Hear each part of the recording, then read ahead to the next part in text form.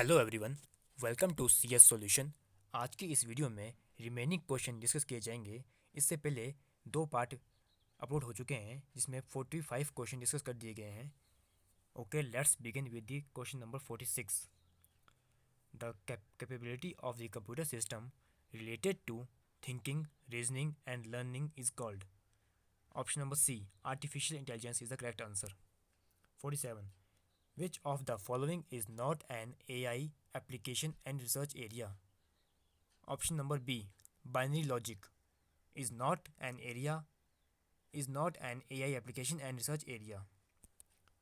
48. Which of the following is not true about Unix operating system? Option number C, it was developed after MS DOS. ये statement सही नहीं है, बाकी की statement सही है। यूनिक्स आपका 1969 में आया था और MS DOS 1981 में। तो उस हिसाब से option number C is the correct answer. It was developed after MS DOS। 49. Which of the following statement is not true? तीन स्टेटमेंट दी गई है, इसमें से हमें बतानी है कि कौन सी स्टेटमेंट गलत है। तो option number A, software testing should begin in earlier phase of SDLC software development life cycle. ये पहली स्टेटमेंट इन्हें गलत दे दी गई है, तो इसका आंसर ये ए होगा।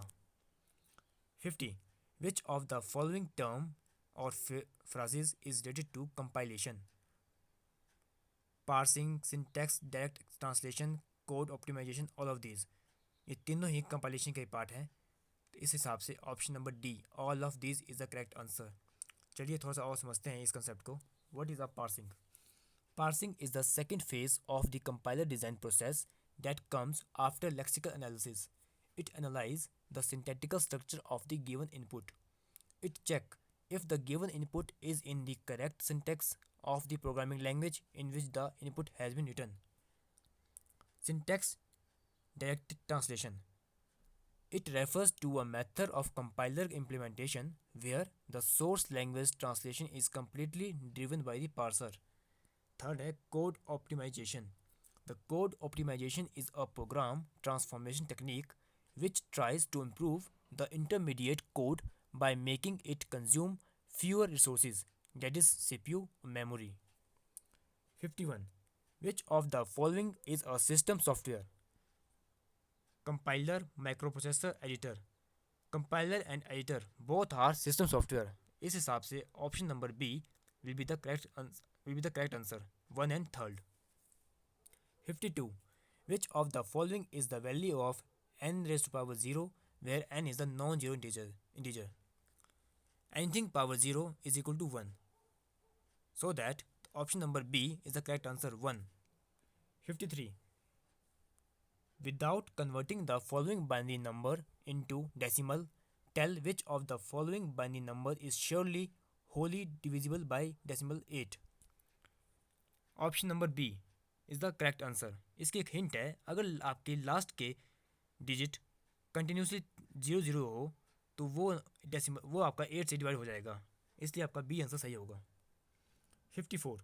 A memory management system support 64 pages of 1 KB each and each and there is a physical memory of 32 frames, then number of bits in logical and physical address are respectively. The correct answer is option number D, 16 and 15. अब मैं आपको समझाता हूँ कि ये कैसे solve होना था।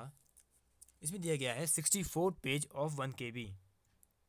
1 KB को आप लिख सकते हैं 1024 bite. 64 into 1024, 64 can be also written as 2 raised to power 6 and 1024 can also written as 2 raised to power 10। जब बेस सेम होता है तो पावर ऐड होती है, तो ये बन गया 2 raised to power 16। Hence number of bit in logical address is 16 and on the other hand इसमें दिया गया है 32 फ्रेम्स ऑफ फिजिकल मेमोरी। तो 32 इंटू 1024 लिखेंगे आप, उसके बाद 32 को लिख सकते हैं 2 raised to power 5 and 1024 can also written as 2 raised to power 10। Same ऐसे सॉल्व होगा तो ये आएगा 2 raised to power 15 number of bits in physical address.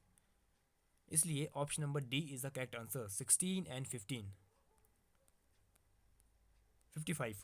Localization of reference is the underlying principle of random access memory, cache memory, virtual memory, इन तीनों का ही ये प्रिंसिपल है। इस हिसाब से option number A 1 2 3 is the correct answer. 56, choose the correct match pattern. Left hand side में जो दिया गया है आपने उसको राइट से मैच करना है। डिस्क शेड्यूलिंग, ये आपका मैच होगा सी स्कैन में। बैच प्रोसेसिंग, ये मैच होगा आपका फीफो में, first in first out. Time sharing, ये मैच होगा राउंड रोबिन। फोर्थ है इंटरप्ट प्रोसेसिंग, ये मैच होगा LIFO LIFO, last in first out. जब हमने इसको मैच किया तो option number D is the correct answer. 57, what does the ALU stands for. ALU stands for arithmetic logic unit, option number B will be the correct answer.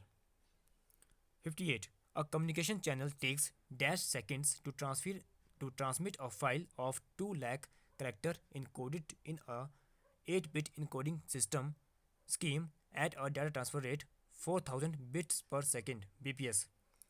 इसको आपने solve करना था 2 lakh divided by 4000 into 8। जब इसको पूरा solve किया गया तो आंसर आ गया 400 bits per second. Option number C will be the correct answer. 59, computer belonging to which generation use the concept of artificial intelligence. Artificial intelligence का कंसेप्ट आपका 5th जनरेशन में आया था, जो कि ऑप्शन में नहीं दिया गया है, इसलिए नन ऑफ दिस का आंसर होगा। थोड़ा सा और समझते हैं। फर्स्ट जनरेशन में आपका वैक्यूम ट्यूब आई थी। सेकेंड जनरेशन में आपके ट्रांजिस्टर आए थे। थर्ड जनरेशन में आपके आईसी आए थे, इंटीग्रेटेड सर्किट। फोर्थ में आपके very large scale integration circuit chips आई थी। फिफ्थ में आपके ultra large scale integrated circuit आए थे। साथ में आर्टिफिशियल इंटेलिजेंस का कंसेप्ट आया था। 60, विच of the following is a 16-bit coding standard. The right answer is Unicode. Unicode आपका 8-bit, 16-bit एंड 32-bit में अवेलेबल होता है, इसलिए इसका आंसर बी होगा। फर्स्ट में दिया गया है EBCDIC। It stands for extended binary code decimal interchange code. ये आपका 8-bit का होता है। सी दिया गया है ASCII, American standard code for information interchange.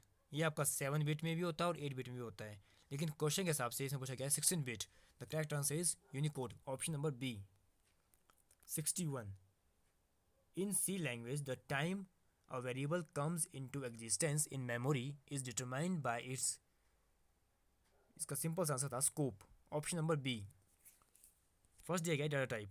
Data type तो आपका हो नहीं सकता, क्योंकि डाटा टाइप तो अलग चीज़ होगी।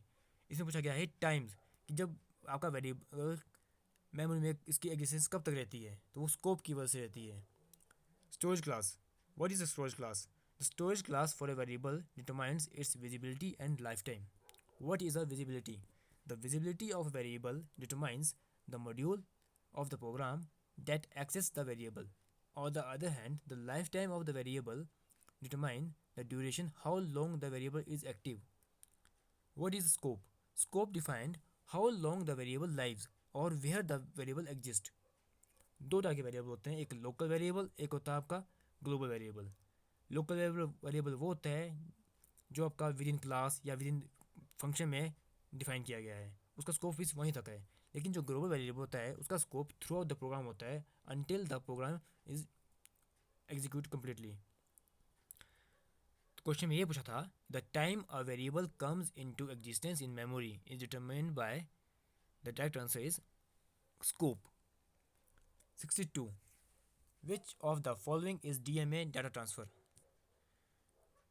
The correct answer is option number B, 1 and 3rd, or synchronous data transfer and interrupt driven data transfer. What is a DMA? DMA stands for direct memory access. DMA controller is a hardware device that allow input output device to directly access memory with less participation of the processor. Question number 63. If 2224 base 10 is equal to 6325 base B, then B radix of the number is equal to. इसमें पूछा गया है कि B में ऐसे कौन सी value put की जाए जिससे कि दोनों वैल्यू बराबर हो जाए, लेफ्ट हैंड साइड की भी और राइट हैंड साइड की भी। तो इसको मैंने पेपर में सॉल्व किया हुआ है, आपको थोड़ा सा समझा देता हूँ मैं। जैसे हम बाइनरी से डेसिमल में कन्वर्ट करते हैं, वैसे ही इसमें ऐसा होना था। 2224 बेस 10, तो बेस में 10 है और आपकी फर्स्ट नंबर है 4। 4 into 10 raise to power 1 plus 2 into 10 raise to power 2 plus 2 into 10 raise to power 3 10⁻² plus 2 into 10⁻³ इन सब को ऐड करेंगे तो ये आया 2224। सेम कंसेप्ट इक्वल के बाद जो दिया गया है 6325 इसमें भी यूज़ होगा। इसमें हमने जब b की वैल्यू को 7 पुट किया और इसी तरीके से सॉल्व किया तो हमारे पास 2224 आ गया, जो कि मैच हो गया ऊपर वाले से। यही क्वेश्चन पूछा गया था कि दोनों को इक्वल करने के लिए b में क्या वैल्यू रखी जाए। Option number C 7 is the correct answer. Which of the following is the correct statement. Option number A every tree is a graph of some kind. This statement is correct and B and C is wrong. तो option number A is the correct answer. 65 ये इस question paper का last question है।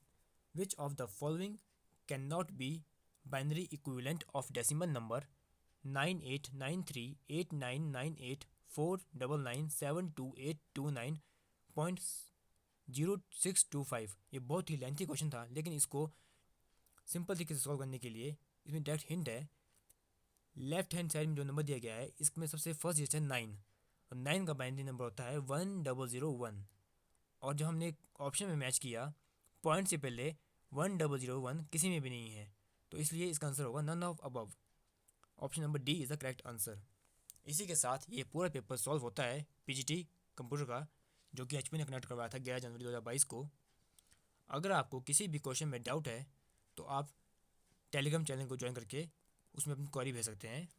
Telegram channel का link video के description में है और उसी चैनल पे आपको इस पेपर का PDF मिल जाएगा। और इससे पहले 2 पार्ट ऑलरेडी अपलोडेड है, पार्ट 1 एंड पार्ट 2, जिसमें इसके पहले के क्वेश्चन हैं, उनका लिंक भी डिस्क्रिप्शन में मिल जाएगा आपको। वीडियो में एंड तक बने रहने के लिए धन्यवाद। अगर आपको वीडियो का कंटेंट ज़रा सा भी पसंद आया और पढ़ाने का तरीका अच्छा लगा और अगर आप चाहते हैं कि हर एक पेपर को इसी तरीके से डिटेल में डिस्कस किया जाए तो प्लीज़ चैनल को आप लाइक शेयर एंड सब्सक्राइब कर दीजिए। मिलते हैं अगली वीडियो में किसी और पेपर के साथ। तब तक के लिए take care. Thanks for watching.